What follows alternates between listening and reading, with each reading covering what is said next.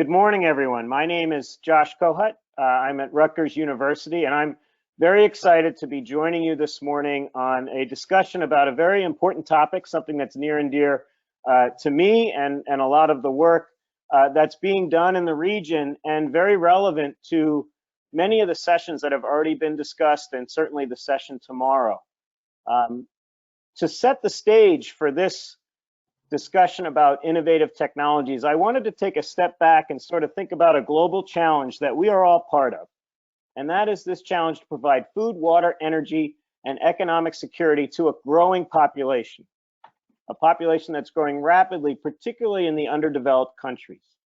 In recognition of that global challenge, there were sustainable development goals that were developed at an international level, highlighting 17 different goal areas that should be highlighted to provide sustainable food, water, energy, and economic security to that growing population. I realize the buttons are really small, but number 14 there focuses on our ocean. But I would argue that we live on a blue planet, and that ocean planet that we're on touches all 17 of these lofty sustainable development goals. In recognition of that, we've just embarked on a UN program, the Decade of Ocean Science, that began earlier this year. And so we are part of the solution that's facing this challenge, why our planet is undergoing rapid change. And ocean data and predictions are available to support policy and governance. And this is the focus of this session. It's going to be realized through scientific understanding, emerging technologies, which, as you can see, I highlighted is this session, sustainable observations that feed improved forecasts. So all of these tools are available to enable us to attain these sustainable development goals. Next slide.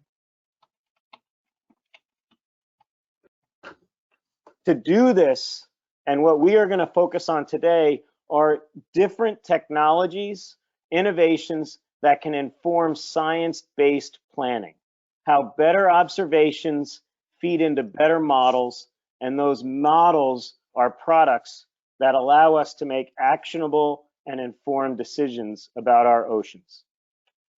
Today's Earth systems models are able to capture many facets of our global environment, and that rapid development is really enabling significant advances in what capabilities these models have and what those products are.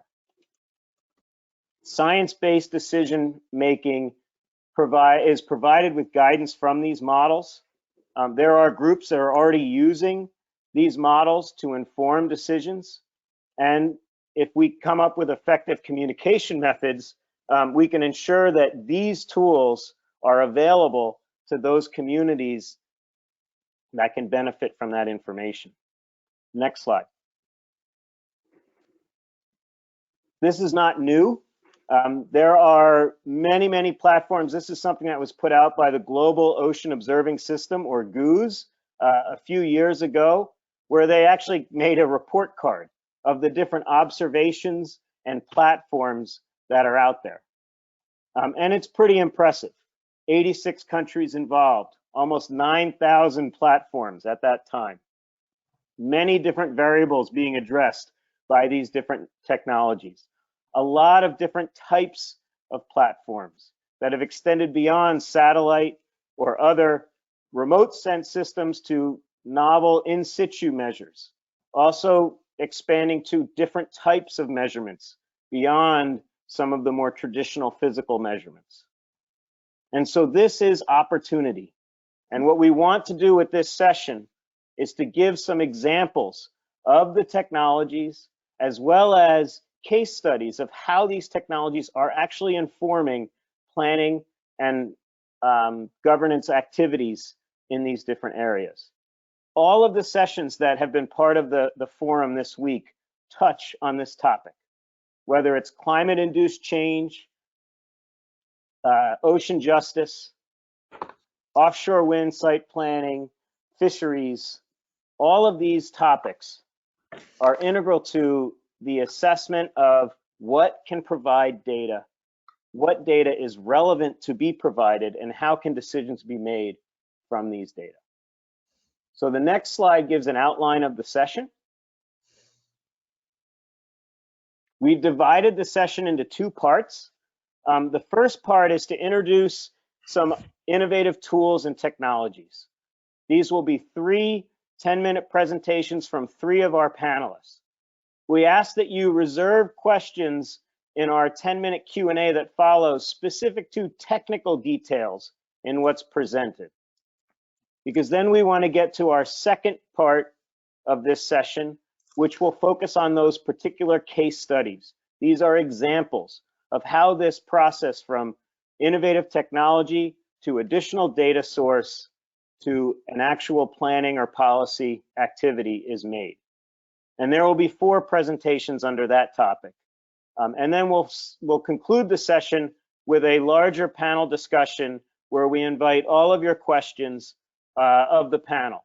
Please, as Carl mentioned, submit your questions during the presentations, and we will do our best to answer them in these different Q&A sessions.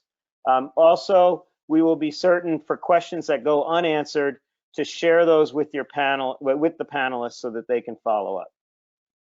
And so with that, I would like to start off our first part. Next slide. There are 3, as I mentioned, 3 presentations.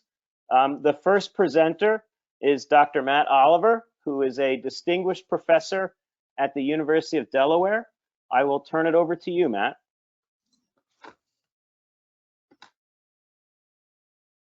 Okay, all right. Thank you for that introduction. And I'm going to share my screen here.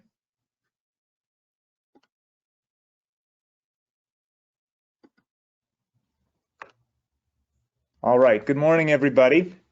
And it's my pleasure to talk to you today a little bit about species as sensor platforms. And so the main idea here is to think about not only the technological assets that we have in the ocean, but also the biological assets that we have in the ocean that may actually push our ability to observe the ocean even further. So animal telemetry is a rapidly growing field. This is a movie that was made from the IUS Animal Telemetry Network that shows dozens of animals that were tagged in the California current system, moving back and forth. It's just an impressive amount of data that's starting to come from animal telemetry. And of course, there's questions that come up right away, which is like, why are these animals doing this? Why are they turning here and not going there? What are they actually doing?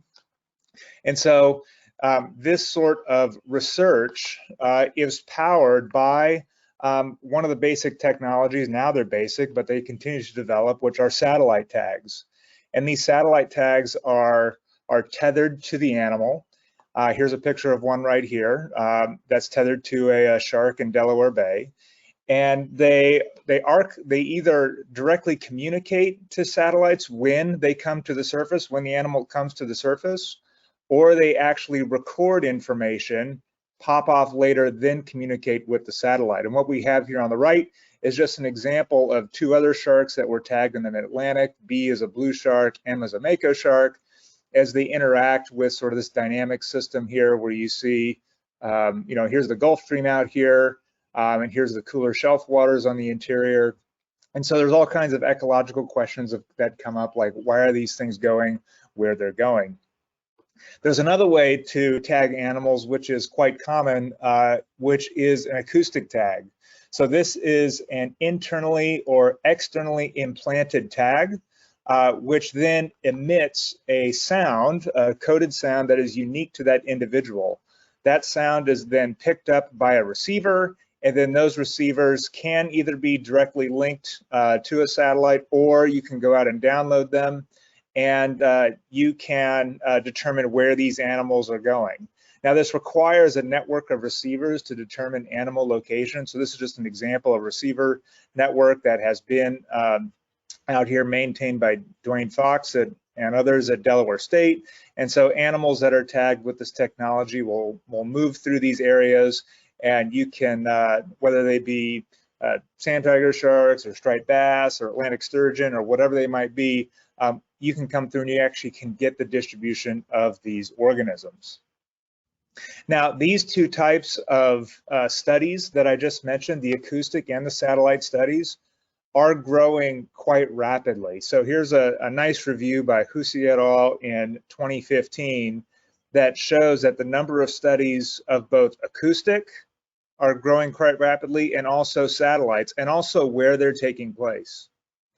And one of the things that's interesting about the differences here between the acoustic and the satellite technologies for these, of course, the tags, is that fish and things that don't come to the surface very often are generally tagged with acoustic sensors. And the reason why is that they really don't come to the surface that often in order to communicate with satellites. On the other hand, things that breathe air like seals and turtles are tagged with satellites because they come to the surface and breathe air. And so there's a reliable network link that can be achieved with these animals.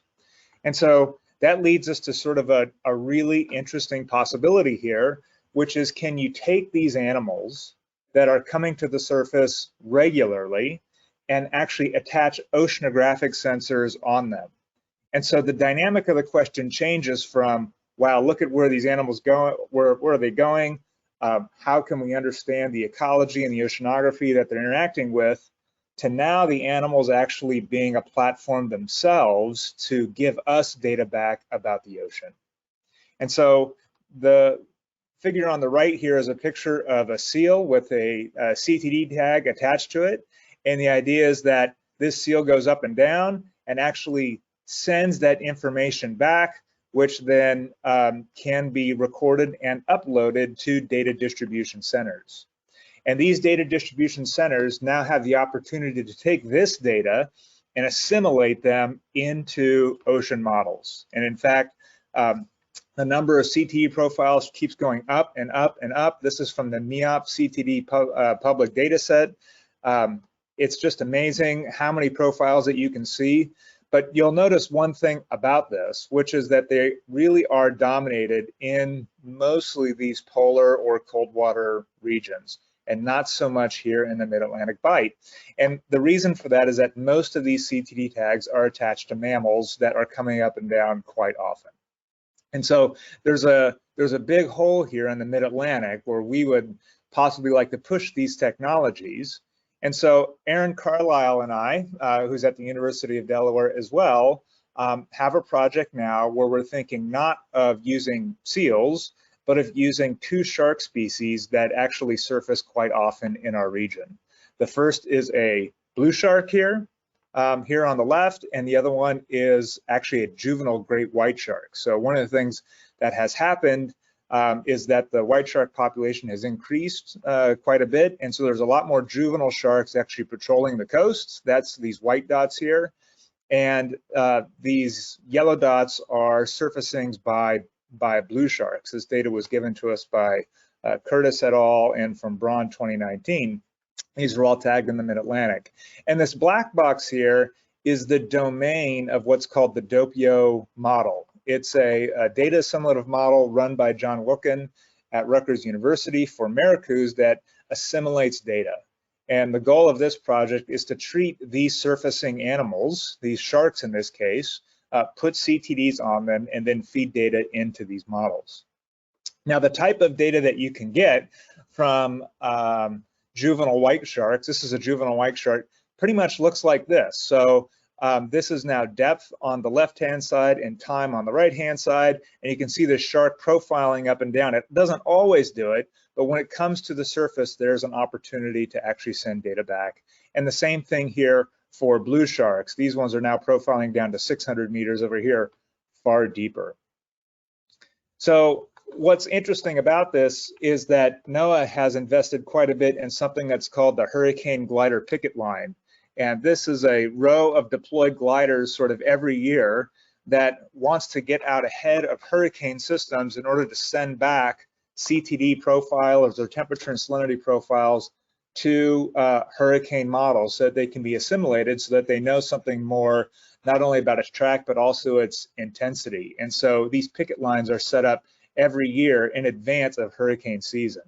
And what we're hoping to do is to augment these augment this data by adding these two species of opportunity that come to the surface, and really fill out some of these regions where the gliders aren't necessarily profiling, and able to use these animals as biologgers themselves.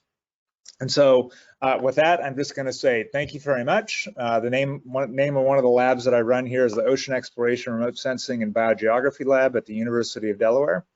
And with that, I'm going to hand it back to Josh. Thank you, Matt. That was a great brief summary of some really exciting data sets. As a physical oceanographer, I'm always fascinated with what I can learn from those animals about the physical ocean too. So thanks for sharing that. No problem. Our next speaker is Dr. Catherine Edwards. She is an associate professor at the University of Georgia, and she's going to speak about some of the autonomous platforms.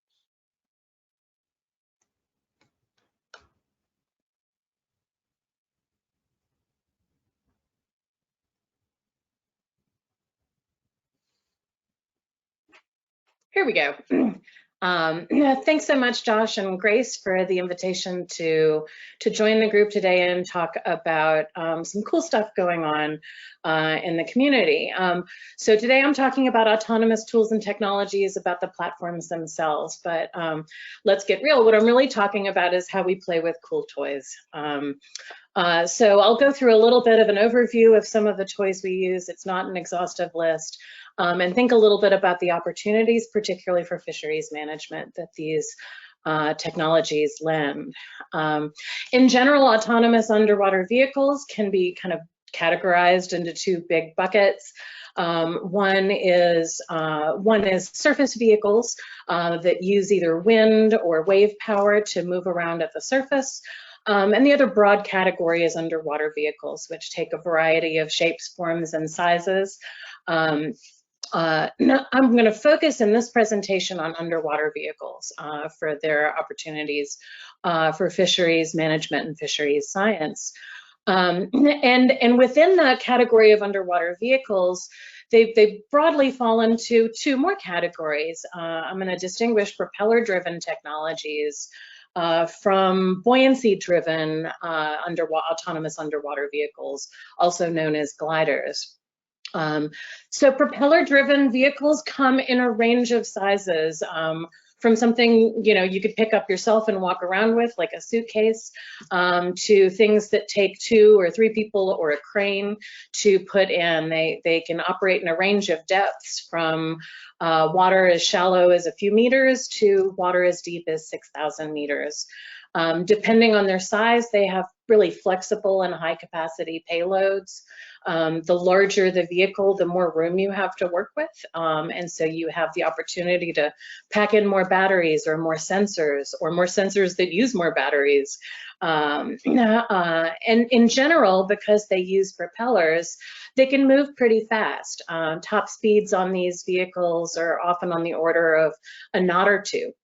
But this comes at an energetic cost. The endurance for most of these vehicles is on the order of hours to days. And I've just included 2 examples of propeller-driven AUVs here. Handheld, like EcoMapper type thing, can typically run with an ordinary sensor suite up to like 10 hours, but the more things you pack on it, like side scan sonar or additional technologies, that'll bring that endurance down to about half of a tidal period, 6 hours or more, or about so. And then the larger vehicles have a bit more flexibility because they've got more room to incorporate batteries. So depending on the sensor packages, you can get a day or sometimes a couple days out of them.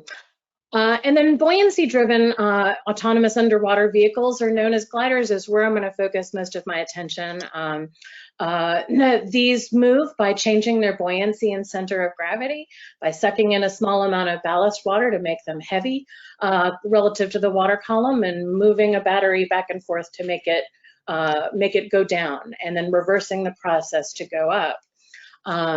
This creates an obligate yo-yo motion, which was really the inspiration of the design, to be able to collect vertical profiles of temperature, salinity, oxygen, and other parameters in a really energetically efficient way. You're just moving two small things around, and you can move football fields depending on the depth of the water column based on these two small motions. This really energetically efficient method of propulsion means that they have a longer endurance relative to propeller-driven vehicles. And depending on the payload and where you're operating, the endurance can be on the order of weeks to many months. There are gliders that have crossed oceans. There are gliders that don't go very far, and they've got highly integrated payloads of different sensors. Some of the sensors can be integrated within the vehicle itself, so these data streams can be reported back to shore, and sometimes it's taking a self-contained sensor and mounting it on the top of the vehicle and downloading everything when it comes back. So their energy efficient. Yes. Sorry, this is Megan Tremmel. Your screen is cut off just a little bit. It looks like it's not centered, and we can't see some of the text over on the left-hand side. Oh, I see that now on the thing. Let's see. Let me. A little bit further. There you go. There we go. Okay. Thank you. Thank you for pointing that out. I shared the window, but then I must have moved the window on my screen after I shared it. Thank you for pointing that out.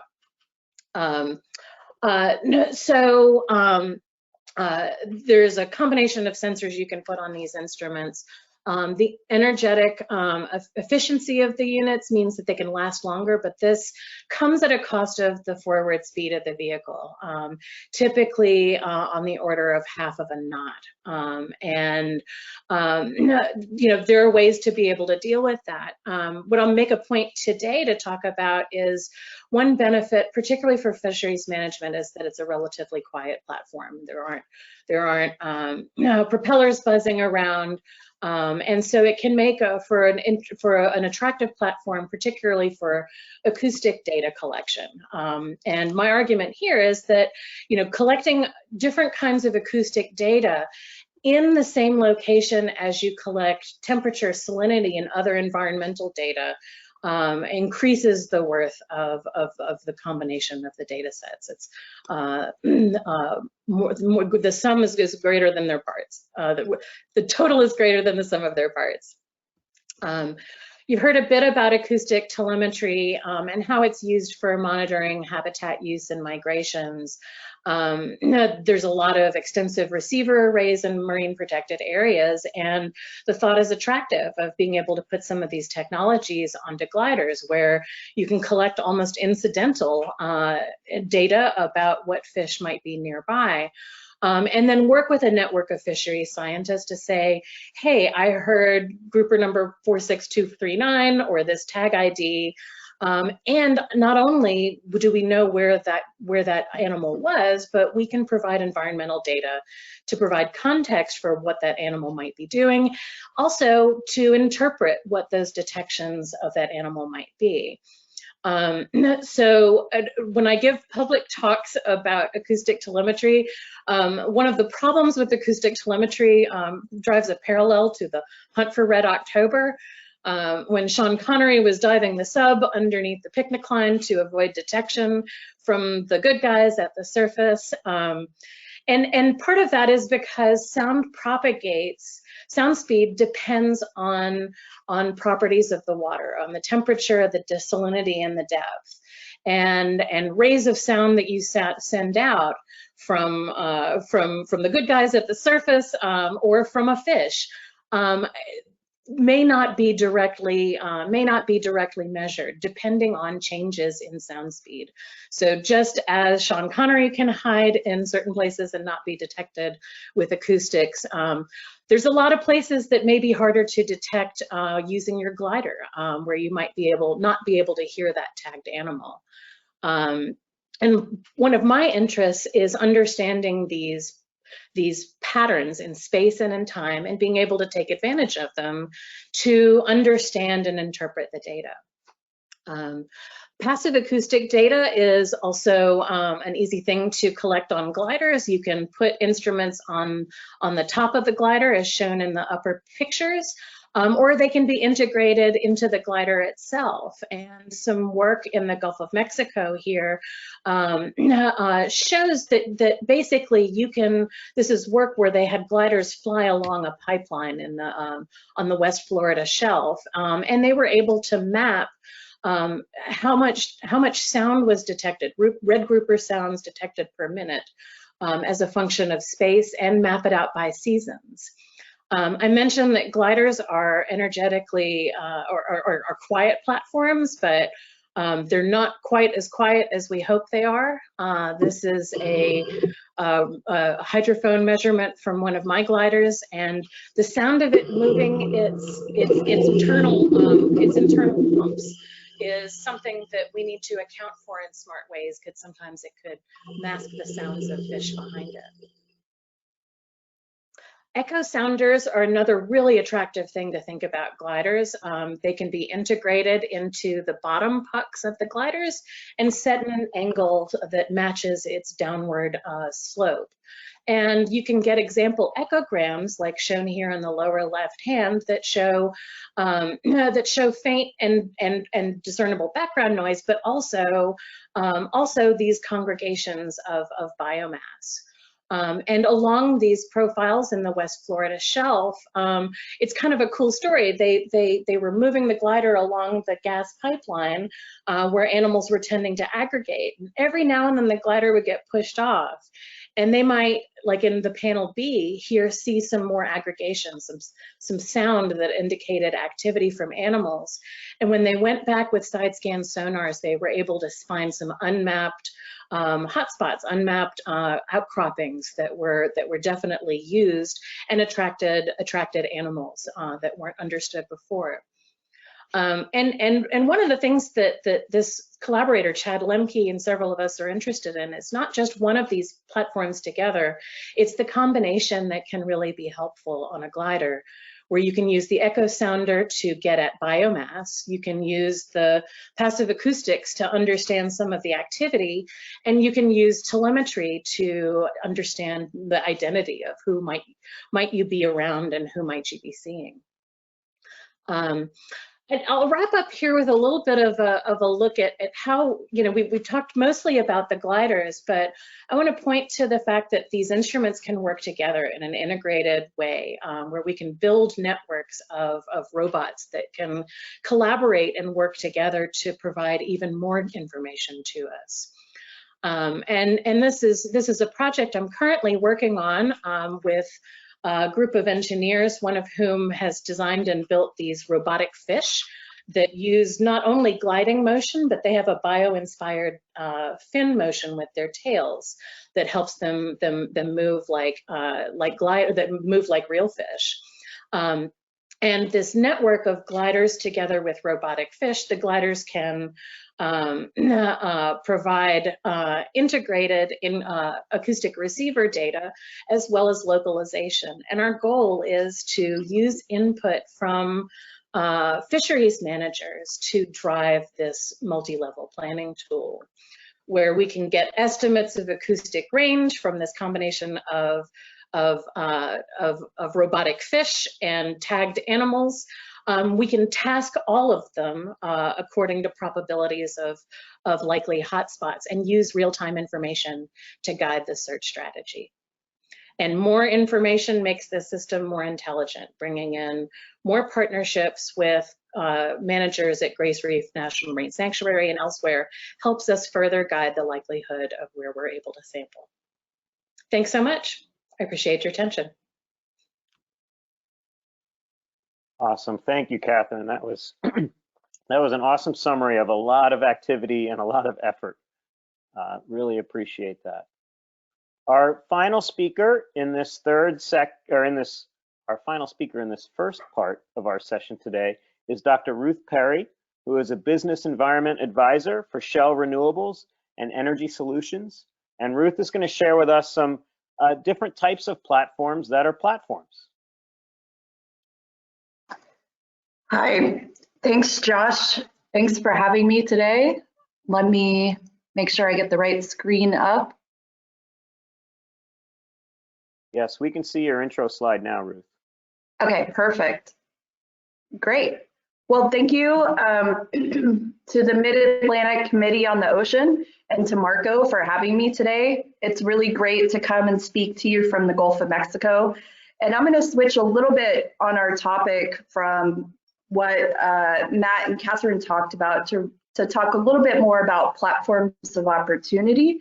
I think we forget, with all the cool toys that are out there, there's also a number of platforms that we have that we should be leveraging to collect ocean observations for us. And that's part of the perspective I'm going to bring today with approaches for understanding ocean change and how we do that through partnership with our assets at Shell. All right. So how are we at Shell collaborating to monitor the oceans? We kind of group this into 4 different buckets. Our first is advancing ocean technology and capability. And so this is really working with partners from government, from the military, and from academic institutions across the Gulf of Mexico to use new technologies, like you heard Catherine talk about, ocean gliders to improve hurricane forecasting. Matt referenced the hurricane glider picket lines, but for the last 10 years, we've been working with the US Navy and Texas A&M and University of Southern Mississippi to deploy a number of gliders in the Gulf of Mexico to both monitor hurricanes, but also the loop current, which can cause significant downtime for the oil and gas industry. Plus, if there's a hurricane, we have to have the ability to make a decision to evacuate over 3,500 people from our offshore platforms. And we usually have to make that decision as the hurricane enters the Gulf of Mexico, not when it's near one of our platforms. So ocean data and the ability to model and predict those storms about 3 days earlier before they would come to the coast is a big deal. And so we usually are working to fly our gliders looking at ocean heat content pretty deep in the Gulf of Mexico, much further off the shelf. And so this has been a partnership for a number of years. And it's been a great opportunity to leverage and also build some connectivity between the Gulf of Mexico and the Atlantic. So we've combined all of these efforts into one larger hurricane modeling, forecasting, prediction, and observation program under the Integrated Ocean Observing System. And so working with groups like Maricus, Niricus, and the Gulf GCUS, we've been able to really put together all of the resources across these regions, amplify our ability to use AUVs to improve hurricane forecasting. The second is providing offshore data to communities. At Shell, we have been working for the past 8 years to try to provide all of the data that we're collecting, both oceanographic and meteorological, from our platforms into data sharing services like IUS, and make sure that data is readily available in near real time to the scientific community so they can use that to improve the understanding of the oceans. And what that entails is not only improving the science, but our ability to understand the environments that we're operating in and how those environments may be changing. And so this includes things from mid-ocean buoys, including our most recent, which is our Stones facility about 200 miles due south of New Orleans, in 2,900 meters of water. And that's the first deep water observatory in the Gulf of Mexico. And that's providing real-time information, not only your typical oceanographic information, but also we've been measuring the acoustic environment out in that deep Gulf of Mexico and providing all of that data for the community to access, to including sensors that we have on our oil and gas platforms, such as ADCPs, current meters, CTDs. We've also been installing VEMCOs on our platforms. So as you heard Dr. Oliver talk about, there's a number of the animal tracking network community in the Gulf, and by putting the VEMCO receivers on our platforms, it enables that community to access deeper waters of the Gulf of Mexico where highly pelagic species such as the tuna, sharks, and marine mammals and sea turtles may be accessing. Because believe it or not, we see quite a number of these species out at our platforms, but given the distance that our platforms are, it's been a limitation for a lot of researchers to access. So we're trying to provide our platforms as opportunities to install equipment, as well as share the data that we're already collecting. And this is going to expand to offshore wind as well, which is a hot topic we know in the Atlantic, and I'll talk about that in a couple slides later. The other thing that we're doing is really trying to open up access to the deep water at all of our platforms, which range from a few hundred meters to 2,900 meters. We're doing ROV, remote operated vehicle operations constantly. So up and down in the water column daily, if not hourly. So trying to, that high resolution video, the high resolution data streams on those ROVs, looking at what sensors we may put on the ROVs, but also how we can allow access to the videos, has been a program we have been part of called the Serpent program, but working with specifically researchers at Louisiana State University so that they can use those videos to do photo identification of deep sea biodiversity, as well as fish diversity around the platforms, because we know that fish and other marine life are attracted to structures. And so how do we start to quantify the amount of biodiversity and use that in biological assessments? And we see some promise for this with offshore wind as well. And then supporting the next generation. So I talked about providing communities with data, but it's also about how do we bring in the next generations into the accessibility of data, to learn about the oceans and to have a role in how the oceans impact their daily lives.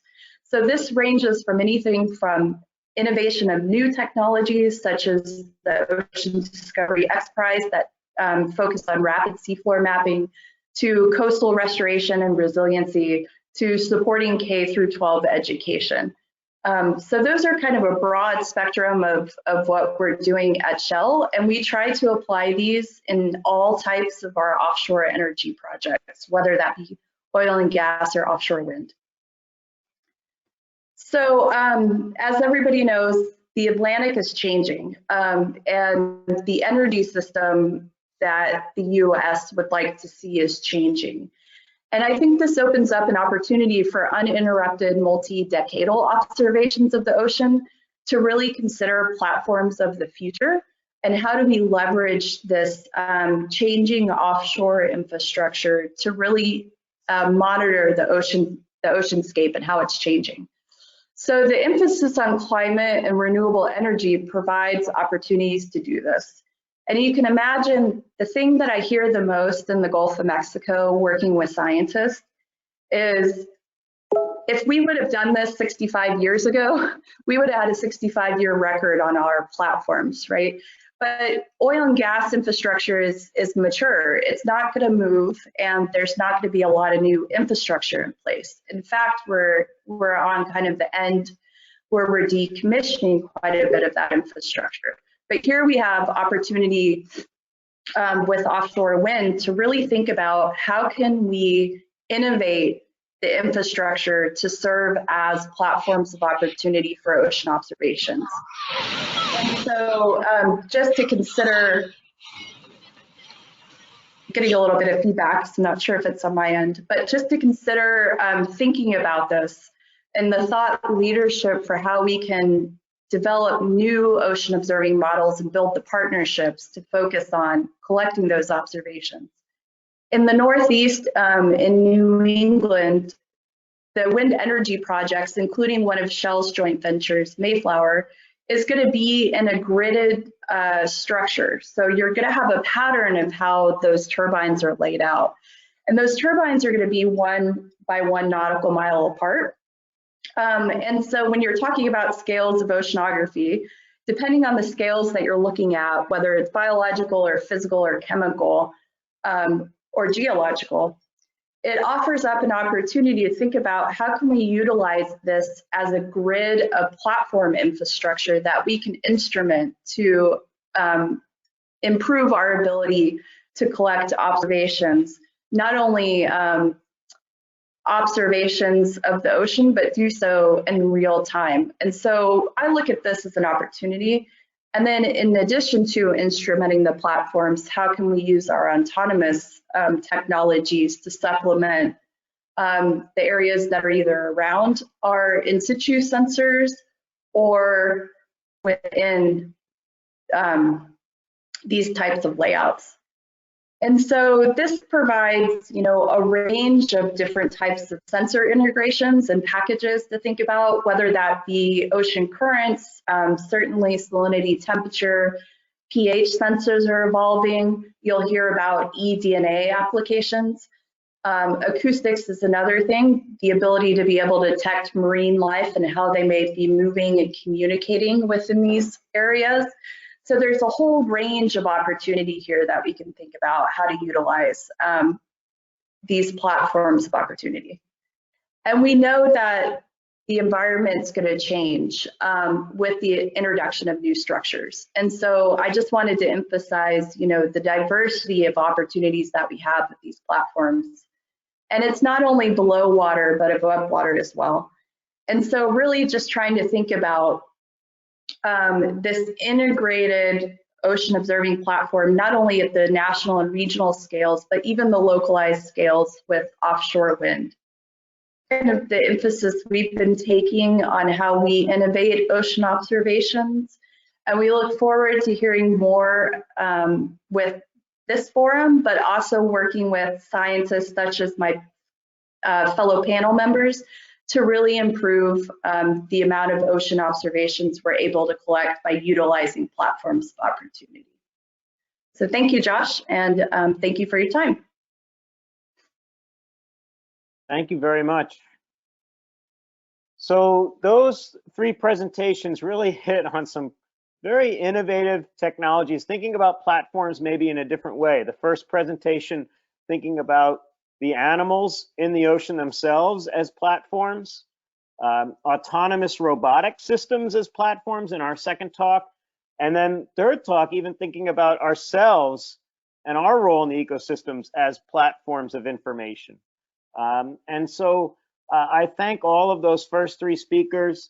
There are some comments coming in from the audience that really hit on those opportunistic platforms, those ideas, citing that the space industry is looking to deploy systems in the Gulf of Mexico and other places as launch facilities that may also provide these platforms. And it makes me think about a question I'd like to ask each of the first 3 speakers in no particular order, but if you could comment on the role partnership has played in the development of these different technologies that you talked about, or these platforms. What are the key roles that partnerships have played in that development?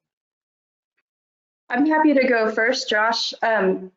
We found partnerships to be the best way to scale the way we do ocean observations. And at Shell, we don't consider ourselves the expert. We want to bring the scientist in because we found that partnerships, we all have a common thread around wanting to collect the data, but the data has so many more meaningful ways that it can be used to either supplement the research, to supplement modeling and prediction, or even to supplement outreach efforts. And so by bringing together these partnerships, we've actually been able to grow sustainably the amount of observations we're collecting, do that on multi-year campaigns, be able to fund researchers, both to operate their equipment, which is always a problem, which I'm sure you'll hear the O&M of these systems is very expensive and not always considered in how we sustain ocean ops.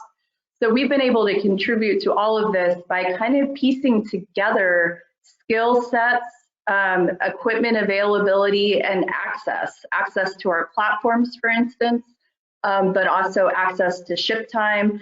And really, it's been, I think, the only way that we want to continue to do these types of partnerships, because bringing everybody to the table brings just so much more value to the data that we're collecting, and how do we make this information accessible, meaningful, and also archive the data so it can be used for future purposes. And so this is something we've really found to be fruitful, and all the different partners have not only brought the skills and assets to the table, but the creative thinking for how we can really grow what we're doing. Thank you, Ruth. You actually preemptively addressed another question from our audience, and thank you to that. And that was about access to the platforms and showing how partnerships really enable that. So thank you for that. Catherine, I would throw the same question to you, and then Matt, we actually have a question specific to telemetry that's come in that I'll address to you. So Catherine, if you could speak to the role partnerships have played in the development of some of these autonomous systems.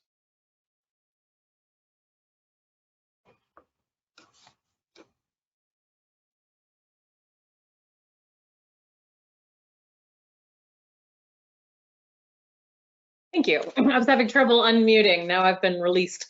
I think I think there's a lot of opportunity with this, particularly through partnerships to create meaningful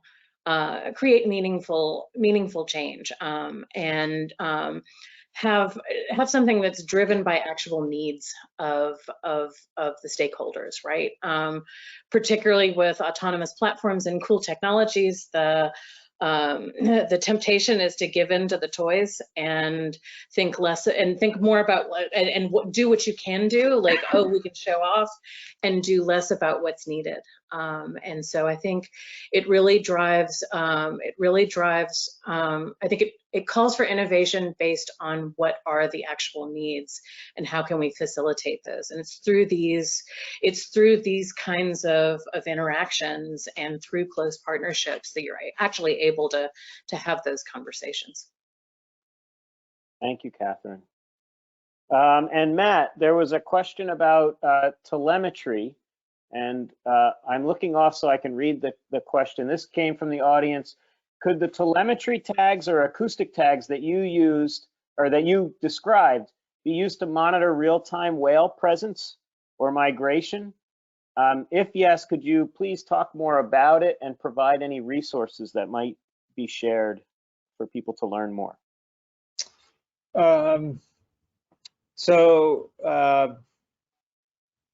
I guess theoretically possible. Is it theoretically possible to tag whales and track them around? Yes. There are some other barriers to working with marine mammals. Many of them are either listed or on the endangered species list, and the level of permitting to do something like that is can be burdensome. And so technically, yes. I don't know anyone doing. Yeah. So yeah, that is possible to do. So I guess I would just leave it at that. Yeah, I know Matt and I have partnered with some projects in Antarctica, and it's certainly being used as a tool down there to see how these animals might match up to different behavior, but also features. Well, thank you all for that excellent set of presentations, introducing us all to these different technologies. And what we're going to do now is we're going to move into our second part of the presentation, and we ask the three of you to please stand by because we'd like you to join our larger panel discussion at the end of the session. This next part is focused on some particular case studies. So it's meant to give you an introduction to how some of these technologies are actually being used in a case study. And we're going to start off this second section with Dr. Grace Saba, who is an assistant professor at Rutgers University, and she's going to speak to us about ocean acidification. Thanks, Josh. Okay. Hopefully that does it. Okay. Yes. Let me hide this. Okay. Hi, everyone. Thank you for having me. I'm going to be talking today about glider-based measurements for ocean acidification observations and how we can supplement traditional measurements using this new technology. Let's see. There we go. Okay. Ocean acidification is an ongoing global issue.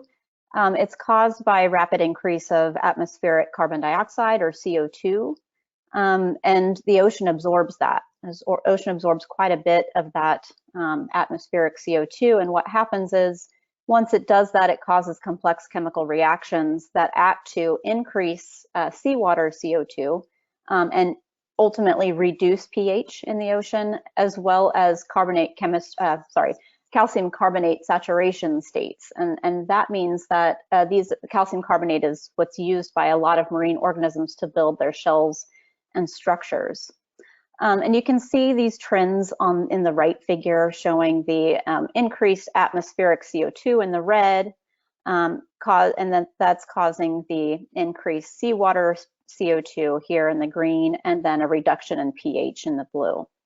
So this is an ongoing global issue. But in coastal systems, there are many different drivers that impact acidification on localized scale, but also during certain time periods. And so this is an example showing some drivers in the Mid-Atlantic that was done through work with NOAA Sea Grant and Marco and Maycan. And so we have the traditional ocean acidification going on here. So that's affecting things globally. But also in coastal systems, we have freshwater influx, a lot of that in the Mid-Atlantic, and freshwater has its low in alkalinity, so it doesn't buffer pH very well. And so what happens is you'll tend to get lower pH and lower saturation states in the coastal system from that freshwater influx. The freshwater also brings in nutrient runoff, which can act to cause eutrophication, which is an extreme production of single-celled phytoplankton in our surface waters.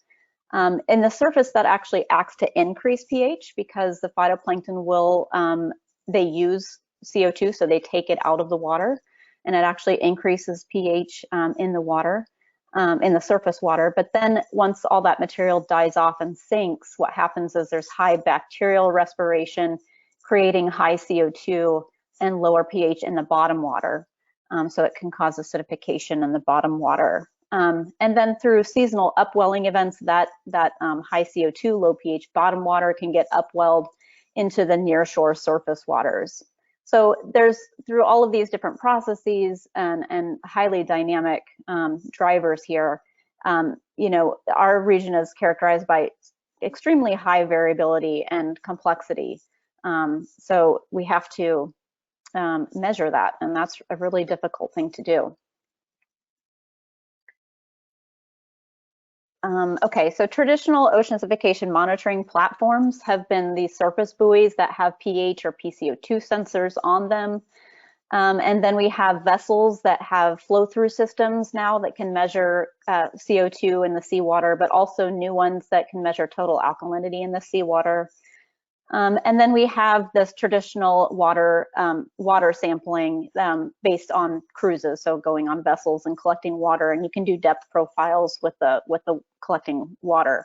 And so we have these traditional platforms that we use and that are extremely valuable. They're the data that we've had, and we can look at long-term trends using these data. But the moorings offer high temporal resolution in one location, but don't allow for that spatial resolution that you would need to look at coastal systems. And vessels are very costly, and so they're limited in time and space with their sampling. They can provide depth resolved profiles, but again, it basically just provides these kind of snapshots in time and location from the ships. So there's wide community agreement that most of these gaps can be addressed through advancements in sensor technology. But luckily, we have really good people working on this problem. And so there's been a very good recent improvements in pH sensor design. This is done through a collaborative work between Mbari, Scripps, Honeywell, and Seabird Scientific, where they developed a depth profiling deep sea ISFET pH sensor. So it's an ion sensitive field effect transistor. It's a long phrase there, but essentially what it means is it's very robust for resolving and being able to profile in high temperature gradients and also high pressure gradients. And so these were recently successfully tested on these Apex profiling floats, run through these big open ocean observation systems.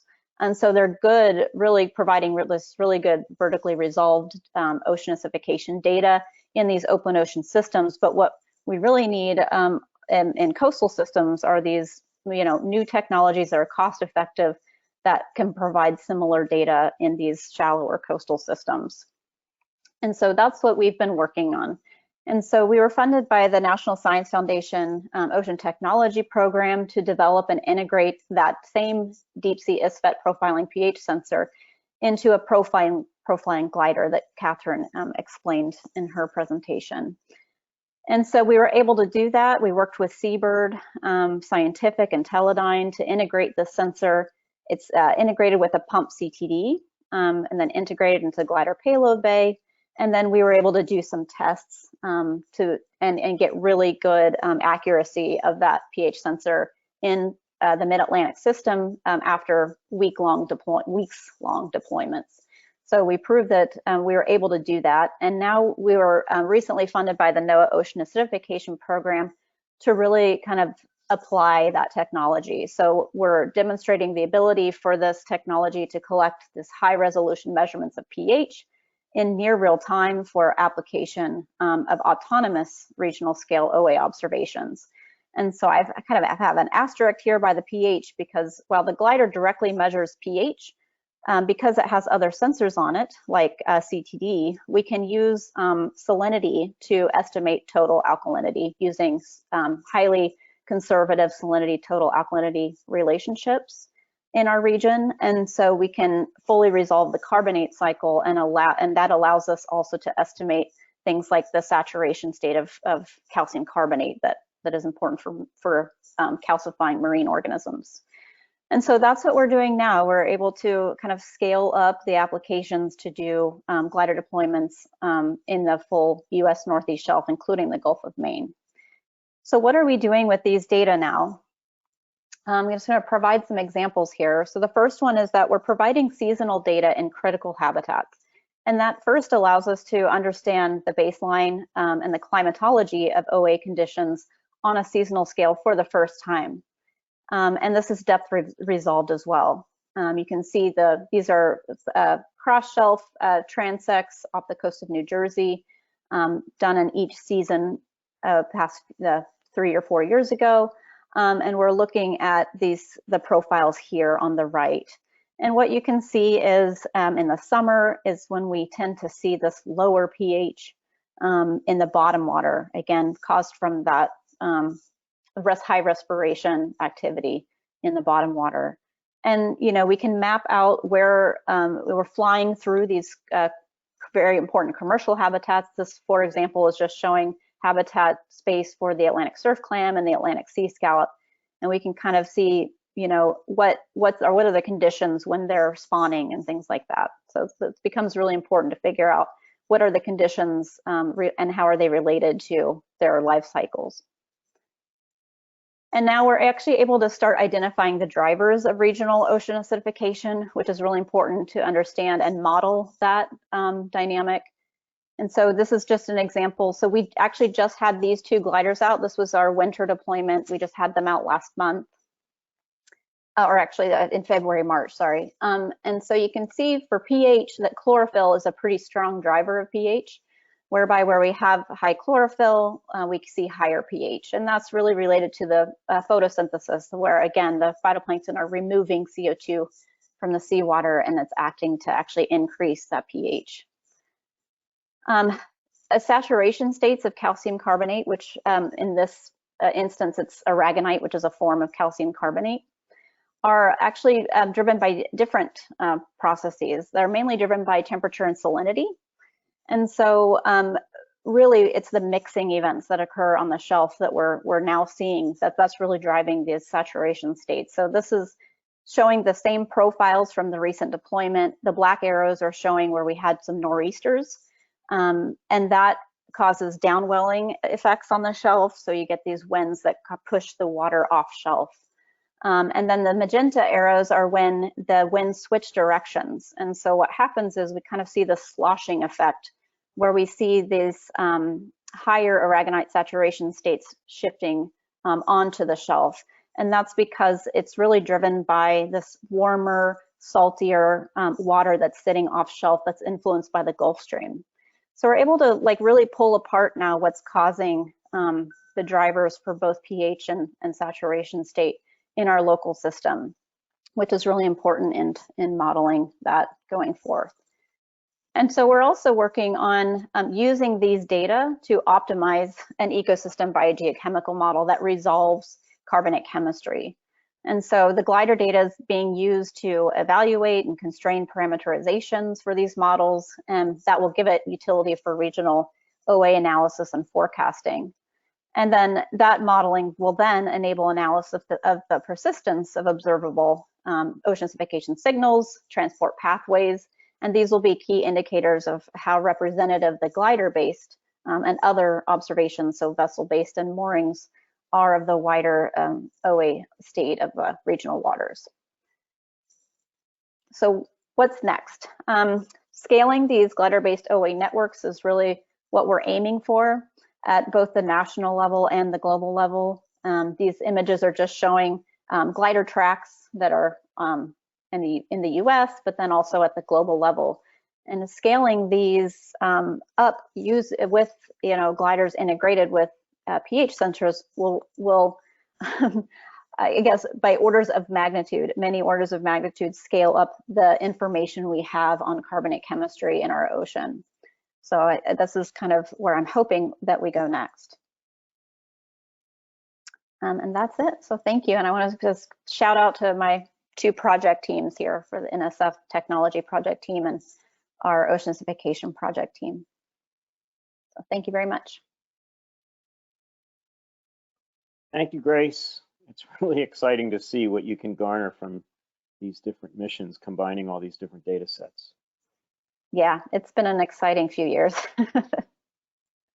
Our next speaker in this case study section of our session is Daniel Wyzorek, who is the Acting Planning Officer for the Northeast Fisheries Science Center, and he's going to speak to us today about eDNA.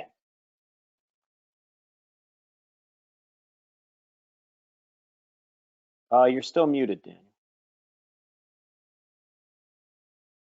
How about now? There we go. Now we can. All right. Quick correction. I'm actually no longer the acting planning officer. Someone else stepped into that role. So I'm back at Sandy Hook at the Fisheries Science Center for half of my time. The other half of my time is spent as a science coordinator with the Office of Aquaculture out of Silver Springs. And I gotta say, Josh, you're running a tight ship. This is the closest to on time I've ever had to start before. Let me share. Okay, are you able to see? Yes, we can see your screen. You're ready to go. All right, let's jump right in. So now that I've watched the morning's talks, I feel like this could have really landed in either of these two first sessions. You know, when we speak of eDNA as an emerging tech, it's actually more of an emerging tool to utilize the mentioned platforms. You know, it's got such widespread application from, you know, mobile uncrewed systems to moorings to ship-based sampling. But I do have While I have a couple of case studies, especially for the Science Center that I want to focus on, they're to the point where data has been produced and we're kind of showing off data. None of that data has made it into any kind of informing policy decisions or management decisions yet. I will, if I have time, show some other case studies. But throughout the presentation, I pose some questions that, because this is an emerging kind of tool, these are questions that, answering them would really help to further the emergence of this tool. All right, so with that said, I'm stuck on the laser pointer, hold on. So 10 minutes is not a lot of time, so I hope most people are familiar with eDNA. But very quickly, it's genetic material taken out of the environment. Could be soil, air, but what we focus on is water, marine environment specifically. It could come from any kind of extracellular DNA, excretion of waste, decaying material, reproductive materials, things like that, that you could take right out of the water.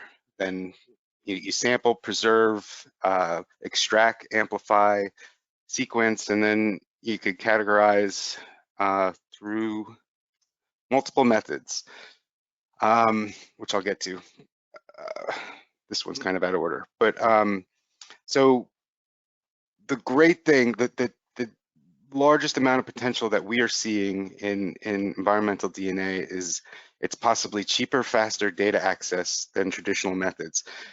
Not that this will ever replace traditional methods, but to support traditional methods or augment traditional methods of survey, as well as get places where traditional methods cannot. For example, a rock pile off of Sandy Hook, you can't pull a net through there, but if you could potentially pull some water out and know what's there, there's a very good solution and application. Benefits are it's non-destructive, better reach than a net, and more comprehensive. You can, through one of the two methods, metabarcoding, you could detect anything from microbes to whales swimming by, and everything in between. Quickly, because I'll get more into it, some applications are, tracking invasive species, protected species, a look at diversity, species diversity. We're hoping to augment stock assessments, and support aquaculture as far as monitoring and development. So here's a quick rundown of the two methods we're using. So operational taxonomic units is kind of the value we're looking for. You could have species presence and absence, or you can develop assays for specific species and get a more eDNA concentration. So that's qPCR, quantitative PCR. And then there's sequencing through metabarcoding, which gives you a zoomed out look at the whole population. So this is kind of what I just said. So the question here is, can metabarcoding of eDNA be used for quantitative species assessments? Can eDNA be differentiated between different life history stages of the same species? So the second part of that question is in the future. The first is kind of a lot of focus now.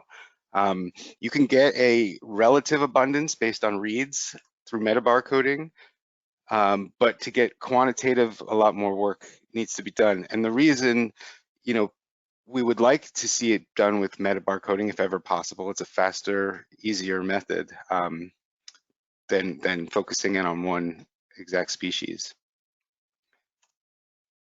Okay, so our first case study is out of Milford, where they have had a project for the past couple of years putting a GoPro camera on oyster cages, both in a rock pile and farms. And this is work done by Yuan and team out of Milford. So they've, in the past, I think 3 years, have augmented this study with metabarcoding, and eDNA measurements. So they now not only see what's on the camera, but detect a whole suite of other species that are either passing by, living on, or utilizing the structure as habitat. So here's the author. This has actually been published, but they're continuing the work. I'm not familiar with the next steps, but I know it involves processing a lot more data. So there's more to come from this. And as you can see, just the eDNA results show kind of species presence absent through a temporal scale, which is very nice. And this is the same paper, same team on the oyster bags stacks. So here's the second case study. I don't know why that is there. Sorry. That I'll get into is and it's a more foundational question. So what happens when this eDNA is shed into the environment? How does it persist? How does it exist? What happens to it? And when you sample it, what knowledge can you gain from it? So we developed through quite a few collaborations, some studies at Sandy Hook to evaluate shedding and decay rates of species-specific eDNA and how it behaves in the environment. I guess I didn't transition that bottom one very well. Oh, wow, we're already at a minute. Geez, all right, I'm gonna fly through. So we measured shedding and decay, and the really cool part about this is with colleagues that can do particle mapping and knowing how this molecule persists in the environment based on temperature, salinity, they could then take hydrographical information and we could possibly source where the eDNA is coming from. So, out here measure black sea bass and be able to source it to a rock pile here to some degree of accuracy. That's still in the works. There's the big question is, can it be used for stock assessment? Environmental DNA analysis as a potential tool has kind of a way to go, but what we still need to get there, and it will be possible, is more of these species-specific foundational, we call them baseline studies, data to feed the models. And the data that changing the environment provides to feed those models. There is actually quite a bit of work of comparison of field eDNA to trawl traditional methods. I know Monmouth has some work going on. There's a bunch out in the Northwest. We've actually done some locally in the Bay with the Maritime Academy of Science. And if they have not gone out yet because of the pandemic, we plan to go out in the Northeast offshore to sample alongside some of our more traditional surveys. Continuing to compare the quantitative and metabarcoding methods to be able to efficiently get a quantitative measurement, and again, production of the transport models. And these I could skip because they're not us, but there are other case studies, other countries.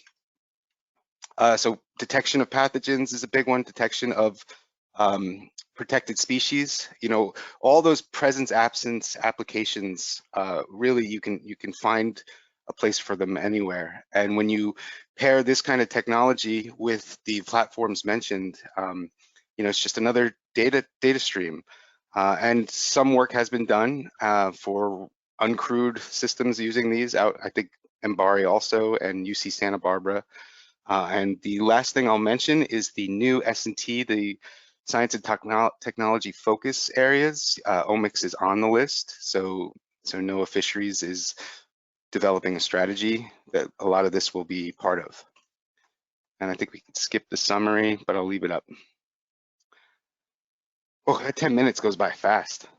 Yeah, thank you, Dan. And that's so much material that you were responsible for, and it's just so exciting. I mean, I keep thinking about like all the different questions when we start linking the oceanography to what those eDNA results are saying and what we can learn about the whole system is just fascinating. how cool would it be 100 years from now when a satellite can make this measurement and tell us everything? Yeah, right. You know, That's awesome. who knows? Why wait 100 years? Let's do that before 100 years. Right. Okay. Thank you, Get on Dan. it. Our final two speakers are focusing on the case study centered around acoustics. First, I'd like to invite Jennifer Mixis-Olds, who's the director of the University of New Hampshire Center for Acoustics Research and Education, to speak about both active and passive acoustics. Hi, thank you. Let's get my screen going here. There we go. Can you see it? Yes, we can. Excellent. Well, thank you, Josh, and thank you to the Marco team for inviting me to be here today. I jump at the chance to talk about acoustics, and I have to say I'm even more excited after listening to the previous panelists talk, because I think most of them already mentioned acoustic applications in their presentations. And usually when I'm asked to talk to a large group of people, I come in and I'm addressing the preconceived notion that acoustics in the ocean is a problem because of its media coverage and the impact of sound on marine life. And I find myself trying to convince the audience how valuable ocean acoustics is. And so today, I don't have to start from there. And I'm able to provide and explain and share some great news about where ocean acoustics is, because ocean acoustics isn't technically new. But every year we're seeing new innovative ways that acoustics is applied to exploring, understanding, and communicating under the ocean. So this slide really captures that. And one of the great stepping stones that we've accomplished over the past, I think probably 2 to 3 years, is getting ocean sound recognized as an essential ocean variable as part of the global ocean observing system. And so that was a huge step for us in getting acoustics more widely integrated into ocean observing systems globally. And I like this image. This is an image that I'm borrowing from Bruce Howe, that really shows about the diversity and utility of underwater acoustics. So on the right side here, we've got passive acoustic applications, and on the left side, we've got active acoustics. So passive is listening. When I talk about active acoustics, I'm talking about sonars or echosounders, where we're actively putting in sound and listening to returns. And we've heard in different presenters touch on different aspects of acoustics. So in orange here are the different realms of observation for each of the systems. And so we have anthropogenic. All of these blue ones are sources across on the passive side. So we can learn just by listening all sorts of things from human use of the ocean, military sonar, seismic air guns, vessels, nuclear explosions. We're able to monitor human use to our benefit. So I'm going to talk in one of my case studies about the Comprehensive Nuclear Test Ban Treaty Organization that monitors for nuclear explosions, but they are also monitoring for marine hazards and early warning systems, such as underwater earthquakes and tsunamis. We heard a little bit about passive acoustics in 2 different ways. We heard about the animals making sounds themselves and being recorded, and we also heard about acoustic receivers for recording the sounds of tagged fish or sharks or marine mammals. So there's 2 different kinds of passive acoustics here related to biology, listening to the animals themselves and listening to tags that we as humans put on the animals. And we've learned a lot just by listening to the natural world, especially in the Arctic. As ice is changing, we're getting, and I have a case study on this on the next slide, how we're able to use acoustics to look at different states of ice, rainfall.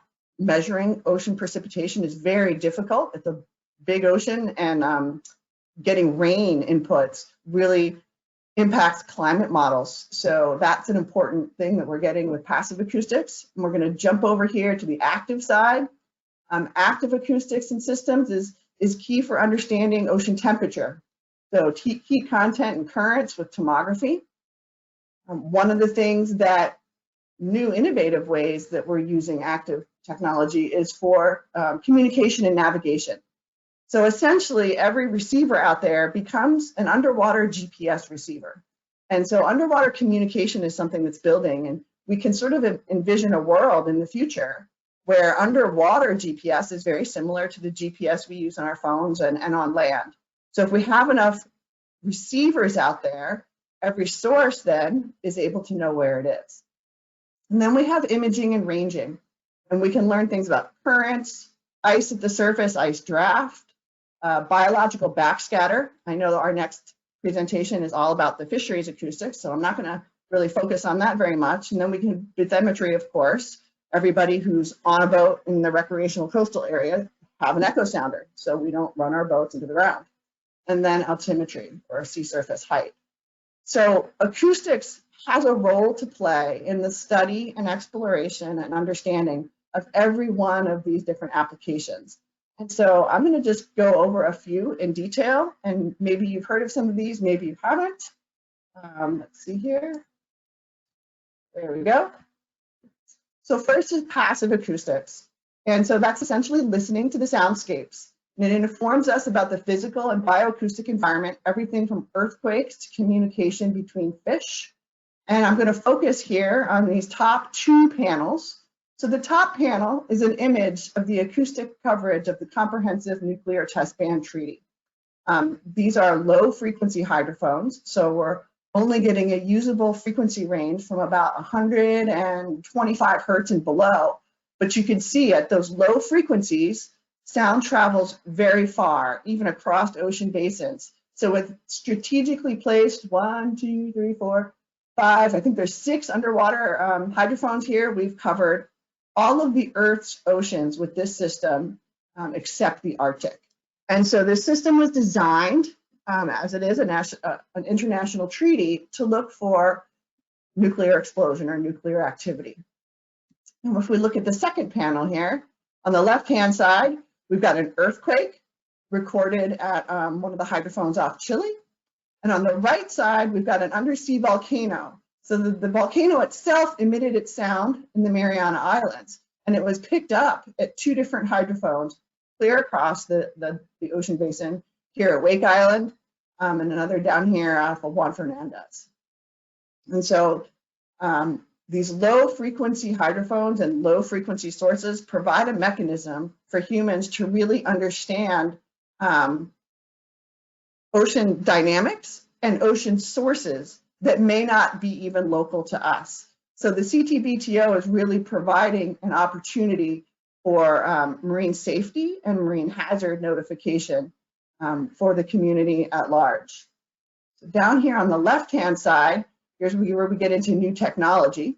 This is an example of one of our ocean bottom landers. It's from the Atlantic Deepwater Ecosystem Observatory Project. And under each of the little yellow hats here is a hydrophone. So we have a tetrahedral 4-element array. And with this array, we're able to track sources underwater for as long as they are making sound. So these can be put out for a year. We go back and get them each year and put a new one down. On the front, you're also, there's active acoustics here, 4-frequency Echosounder system. And I'll just point that out because it's acoustics related, but not really passive for the active acoustics here. And then I'm going to see if I can zoom in here for everybody. Maybe not.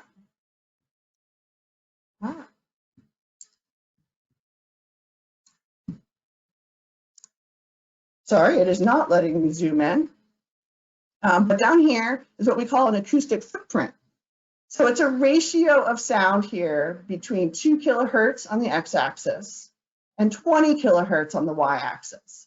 So they're essentially ratios of amplitudes. And what's really great about looking at the different spectral characteristics of sound, you're able to pull out the sources.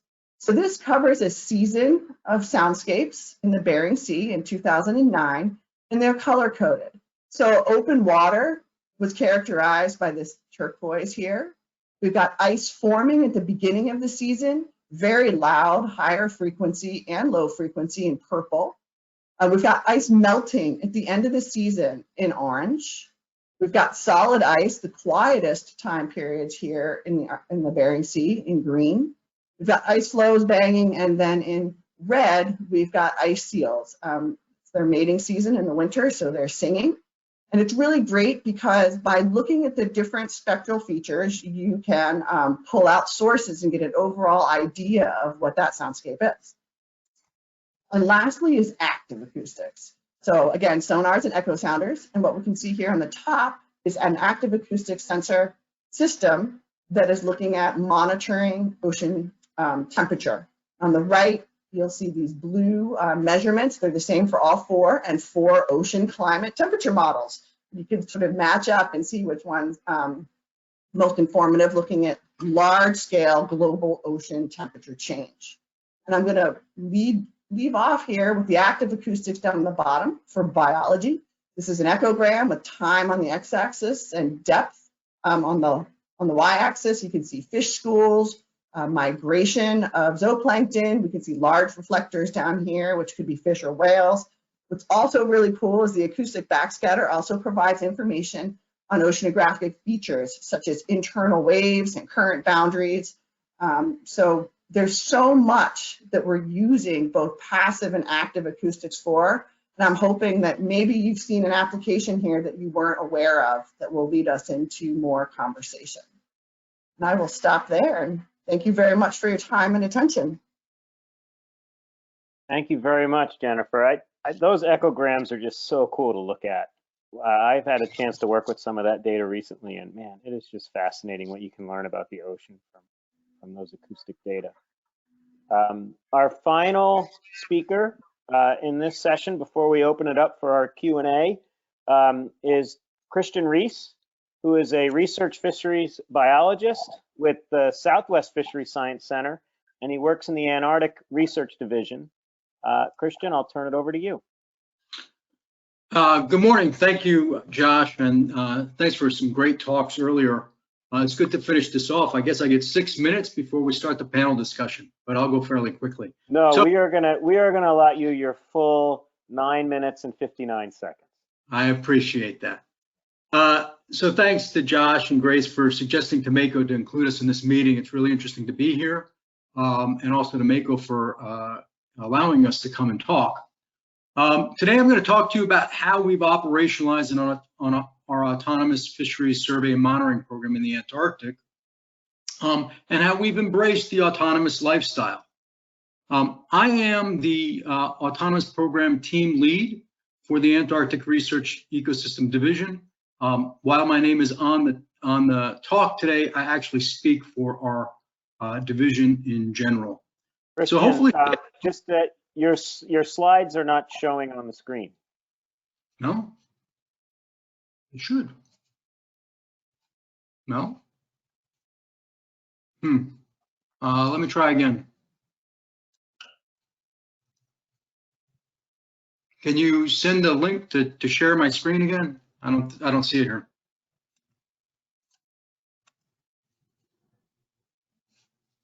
Yeah, there it is.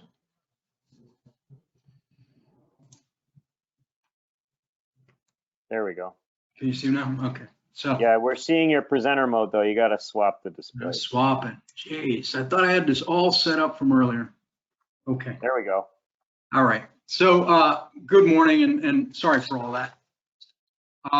So I'm going to talk today about how we've transitioned to an autonomous program in the Antarctic.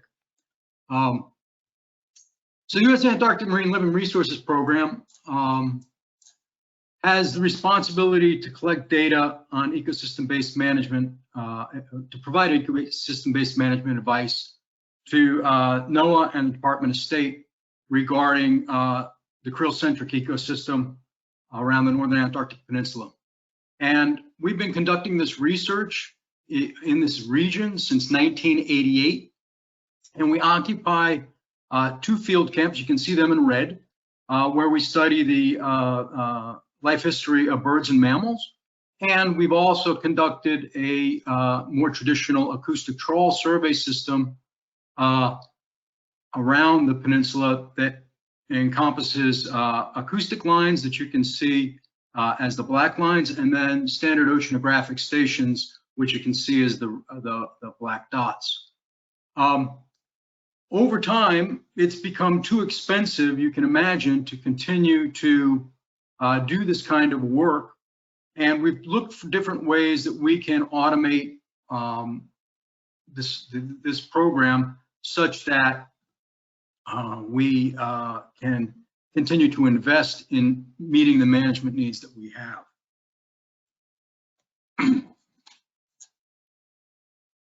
Let's see.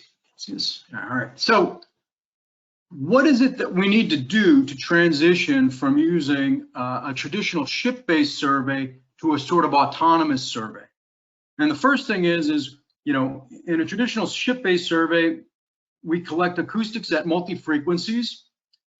We collect net tows at each station to find out the lengths of the krill that we're interested in.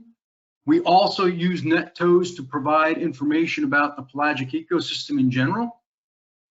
And how we've transitioned now is to think that we can add acoustic sensors to our gliders, that we can use information from our predator studies, predator diets, the krill lengths, to get the length frequency composition that we would usually do with nets using the predators, which are really efficient from our camps.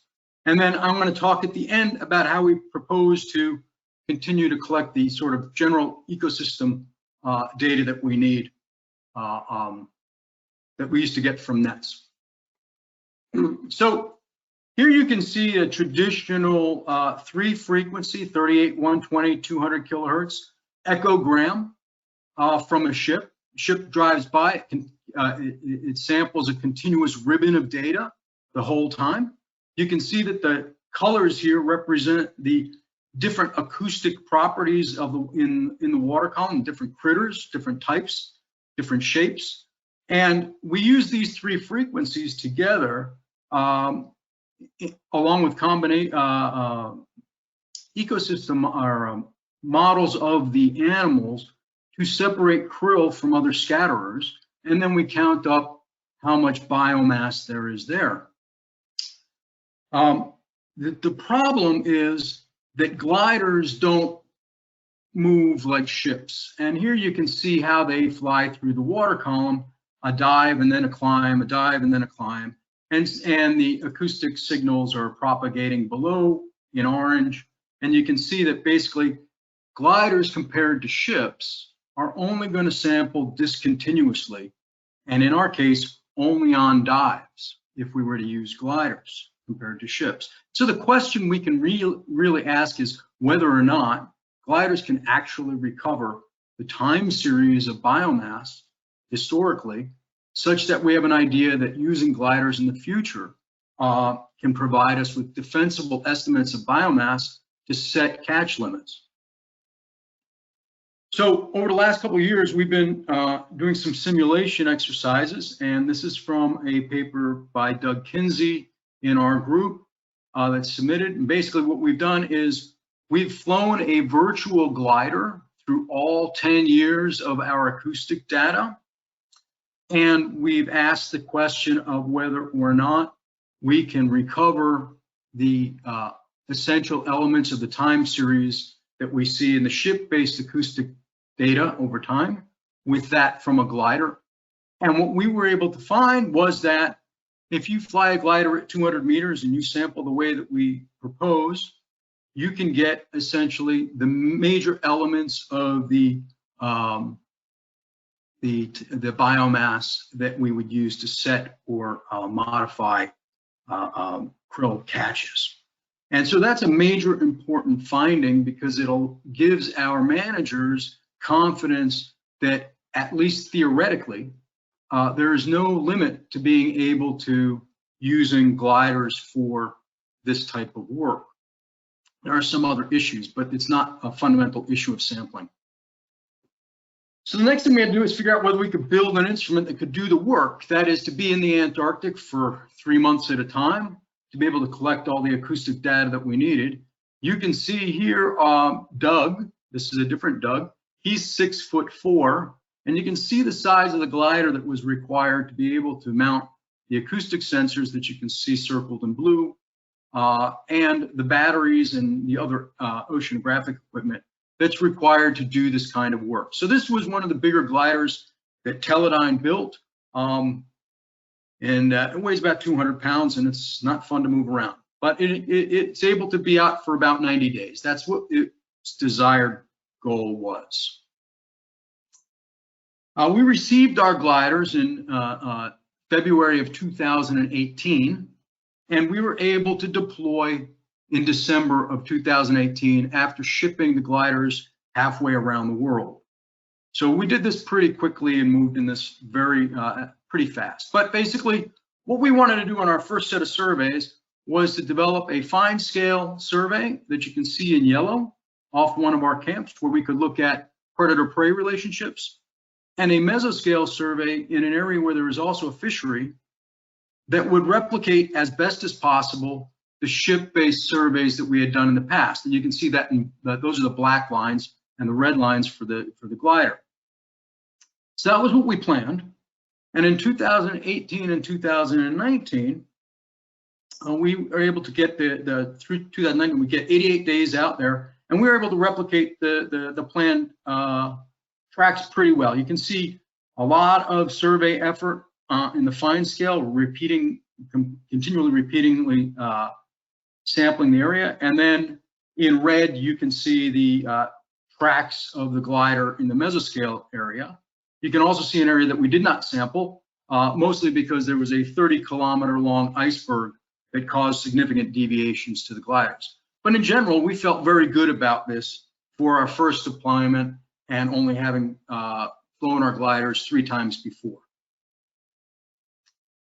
The big question is whether or not the estimates that we get from these gliders are similar to what we might get with a ship. And we were fortunate that there were ships out doing a rather large basin scale survey for krill, and that they intersected with some of the areas that we sampled with our gliders.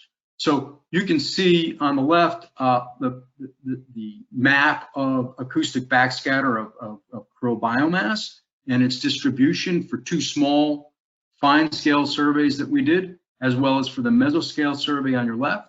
And on the right, you can see the biomass estimates that we got historically in the fine scale area, which ranged from about 79 to 82 grams per meter squared.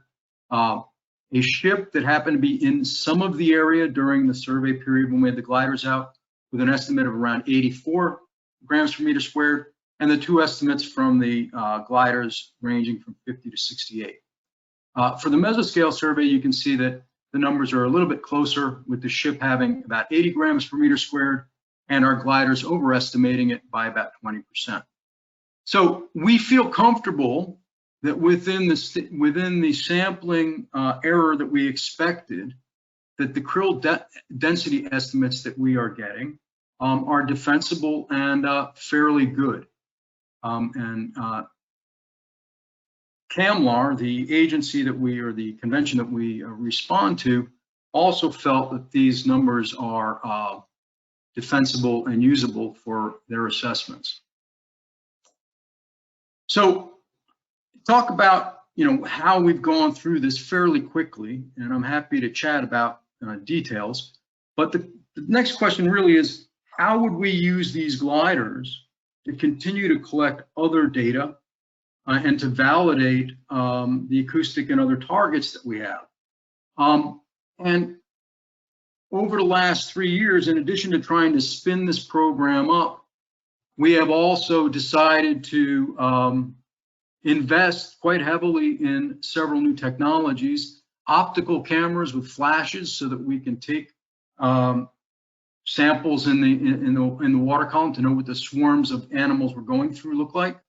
Wideband echosounders that can give us a broader, better distribution of the echograms that we're looking at.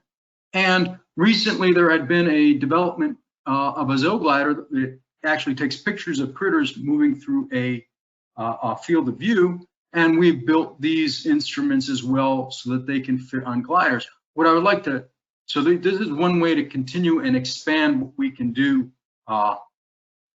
for our surveys. But I would say that all of these things that we have invested in are now commercial products from various vendors and can be purchased by anybody to put on their gliders. And that was one of the things we wanted to do when we invested in these companies, to build these things for us. So takeaway messages: there's no theoretical reason that gliders can't do the surveys that we're talking about. The question really becomes, how accurate are the instruments at now? And then whether a sampling strategy can be devised that can provide the precision required. To get buy-in from our managers, we had to demonstrate innovation and success. I think we've done that. And then we need to continue to develop tools. Technology is moving really fast. We shouldn't be asking where we are now, but where we want to be in 5 years, and we should plan for that. Below, there's some pictures of the other autonomous instruments and instruments that we use to try to help our programs out. Everything from animal-borne camera systems to autonomous camera systems to look at reproductive success, to GPS and tags on seals and penguins as well. So with that, I'll take questions from anybody. Thanks. Thank you, Christian. Just an awesome effort you and your team have undertaken, and it's inspiring from my perspective to see how doing it in the context of a management need and making sure that the tools are being used in a way that can actually be ingested into that management system. So thank you for sharing that effort in 10 minutes or less. So we have concluded the presentation part. We would like to now bring and invite all of our panelists, I would say up to the stage, but we'll say just turn your cameras on if you wouldn't mind. And we have some questions for you. The first question is actually a specific question to one of our presenters, Dan, on the eDNA presentation that you shared. And the question was about shedding rates. And if certain species shed more eDNA than others, do the results of the analysis indicate a higher abundance of that species or that particular animal, or does it account for the rates in which the animal shed cells? Right, so that's what the baseline data is for. Once you get that rate, you know, if whatever species you're using has a specific rate, which you could then use to try and find a relative abundance. So yeah, it would definitely impact, because there's more in the environment for one species than another. But then again, you know, what does that environment do to that eDNA is the next question you got to worry about. So I think yes would be the answer. Mm-hmm. Thank you, Dan. So I have a question for our speakers in the second session, and that is, you've shown some examples or these different data sets of you know, how these innovative technologies can feed a management or decision-making process. And I would ask, from all of your experience, again, starting with the four who spoke in the second session, what are some of the key next steps to take that leap from, you know, some of these maybe less utilized technologies in a management process to having them be more available or accessible? What do you feel is like a key next step? Dan, you want to start? Sure. More data, and that's probably a universal answer, right? But more species specific, but very important is the comparison to traditional methods and what this new method could tell us. So once we know that, once we compare to more trawl surveys, then we could just, you know, leap into the uncrewed realm of data collection and then pair up with, you know, one of your gliders or a mooring from the OAP. So once the data is validated and trusted, I think it's gonna really be useful to assessments and decision and policy, things like that. Jennifer? I can jump in here too from an acoustics perspective. Acoustics is expensive to get, and it's expensive to archive, and it's expensive to access. And so I think that and there are so many acoustics projects doing different things across the globe, making data access and availability more mainstream for people to share data would be key for the acoustics. We work with the National Centers for Environmental Information here in the US. It's the only US data server that I know of that's taking in large streams of acoustics that can be used by different researchers in different places for different things. So I think that is one of the challenges, and a great example is the Comprehensive Nuclear Test Ban Treaty Organization. They're recording passive acoustic data for one purpose, to monitor nuclear signals. But they're making that data available to scientists to look at whale migrations and ocean sound levels and human use of the ocean. So that partnership and that data archiving has made that data set even more valuable. And so I think data access and archiving for acoustics is where we need to go. Grace or Christian? Christian? Yeah, I mean, I would agree with the previous two. We do need to validate what we're doing, and we do need places to put it. I can imagine that once we get to optical data, we're going to up the number and the amount of data as well that has to be served. I would argue that in some cases we can move fairly quickly to, to fairly comprehensive monitoring of the environment if we can define specific goals of that monitoring, rather than trying to get everything done at once. That'll come, right? Technology is not going backwards, it's going forwards. I can envisage in the future that in the mid-Atlantic, you won't ever have an energy problem to power gliders, for example, or autonomous vehicles, because you have an entire renewable system generating power the whole time. And why not be able to pull some power off of those to do the work?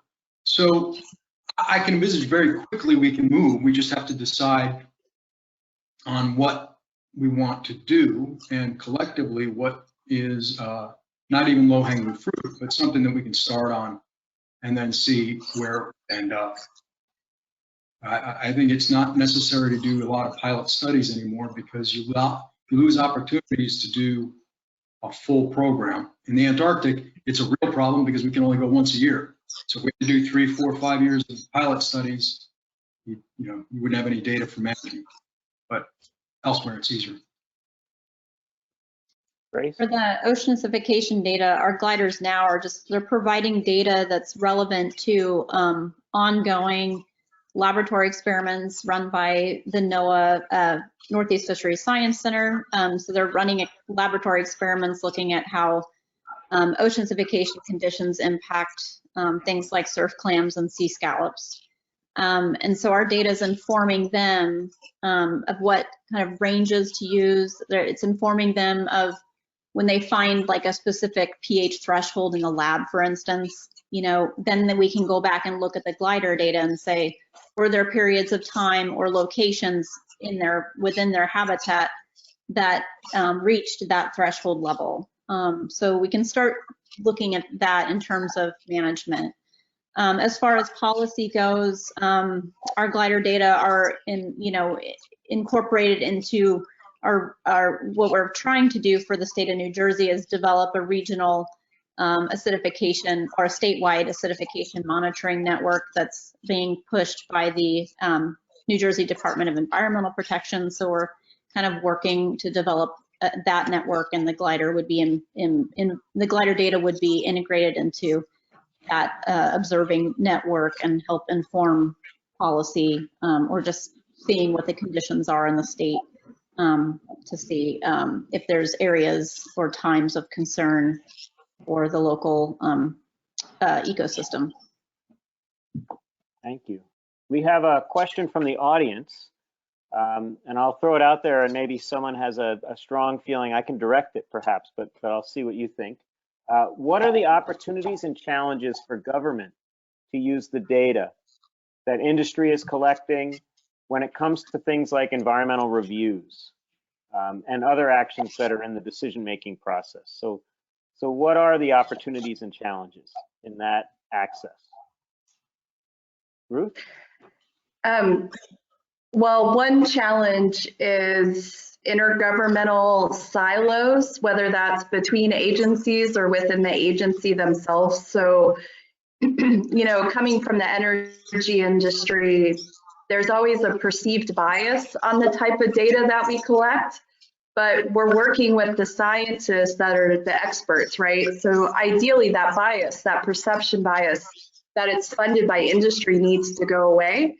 And this is where partnerships have created an opportunity because the community is getting together and figuring out how to collect this data. But there are some, I think, traditional silos that exist. And we've been able to leverage, for instance, the IUS network that's doing things in terms of biological data and integrating that with physical data, the animal telemetry, where all of the data, regardless of who collects it and why it's collected, is put into the NOAA data architecture, and it can be used by NOAA scientists and NOAA managers. But you know, a lot of the challenge still comes back to those silos and who's collecting it and why it's being collected. And those are things that we have to work through. And I'll just add, you know, opportunities like with offshore wind in terms of the amount of monitoring that's happening. There's a lot of data being collected. For instance, these lease areas are being mapped to the highest resolutions that have been mapped, not only for the seafloor, but benthic data, habitat data. We have to figure out data architectures where that information can go and it can be accessible and it can be shared easily. And this is where the opportunity that NOAA comes in. And we've been trying to work with interagency partnerships where NOP, the National Ocean Partnership Program, allows a commingling of funds, resources, data integration, so that it doesn't matter who collects the data. If the data is valid and it's QA/QC, then it should be accessible across not only the scientists, but managers as well, and get better integrated into how we make informed decisions, regardless of who's collecting the data. I want to add quickly to Ruth's. So the development of these aquaculture opportunity areas through an executive order is following in suite to the amount of baseline data collection and monitoring that these wind areas have had. So it's going to happen. It's happening again, and I'm actually seeing more ever interagency agreements and collaboration to provide that data. So just wanted to throw that out there too. Thank you. That's a great point. I wanted to jump in there too and say that those interagency partners or partnering in any way is the opportunity to reduce redundancy. You don't are taking the same measurements. By reducing redundancy, that actually opens up federal funding and other funding to really pursue new, exciting, and innovative things. So I think that's one of the greatest opportunities, is by reducing that redundancy and being more collaborative, we open up ourselves to the opportunity to do more. Thank you. So I have one more question from the audience, and then I have a rapid fire question to conclude the session. So prepare yourselves for that. The one question was that, you know, we started out this session with a discussion about sort of that global perspective and these sustainable goals that are being set by UN activities. And you've all presented some great innovative technologies and approaches and case studies. The question came of, how do we move past the research project to research project or project to project kind of development cycle to something that can scale up to a product that would actually inform something at that US level or the US contribution to some of these larger international programs? There's a term loved by the agency called strategic planning, and it's underway. For like I showed you for omics and uncrewed systems, and I think that's because it's an ask from above to provide data up. I think that's the way it kind of gets done for our agency. I would say sustained funding. In the academic world, we're really siloed into projects of 3 to 5 years in duration. And so infrastructure at a governmental level or a federal level that provides sustained funding would address that research project by research project pitfall. Yeah, I'll just add to that. We just need continued buy-in and support from these agencies that are meant to observe the oceans. That's nationally and at the global level, and to start integrating some of these new technologies, which some of them have, in order to improve technologies globally on the global scale. But yeah, we need continued buy-in and support from those specific agencies. Yeah, the National Academies just released a proceedings on sustained ocean ops, and it really emphasized a new model for partnering, the collective impact model.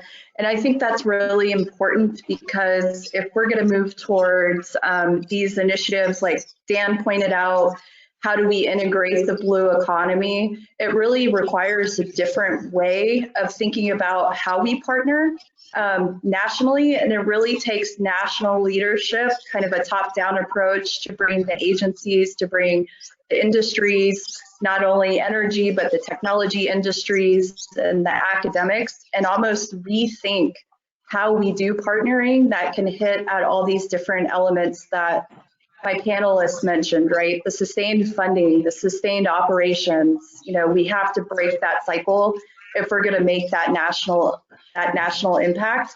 And we almost have to kind of reduce the amount of acronyms and groups and figure out a new way to rearrange those so that it is more national in how we think about the research and how we collect the ocean observations, and do that at a scale that makes a difference if you're comparing the national and global side, right? And we tend to fragment it too much in the US. And I think that's an opportunity that the US National Committee is exploring, is how can we rethink the way we partner with some of these national priorities. Ocean acidification is a great one, right? It impacts all of our regions. Acoustics, like Jen said, hurricanes and storms. So I think it requires a new way of thinking about how we partner and reducing redundancy, because I'm going to steal that one from Jen. I would say everything Ruth said, but add international to that, because we can do a great, say we were doing perfectly as a country, not that we are, but it takes a global community to do all of this. So I think everything Ruth said, but kick it up a notch to international. Yeah, and I in that spirit, I'd like to thank the Ocean Forum team for giving the platform for this discussion this morning. I think that, the more we elevate the exposure of different communities to these technologies and the way that they can be used, and there are real solutions that they can support.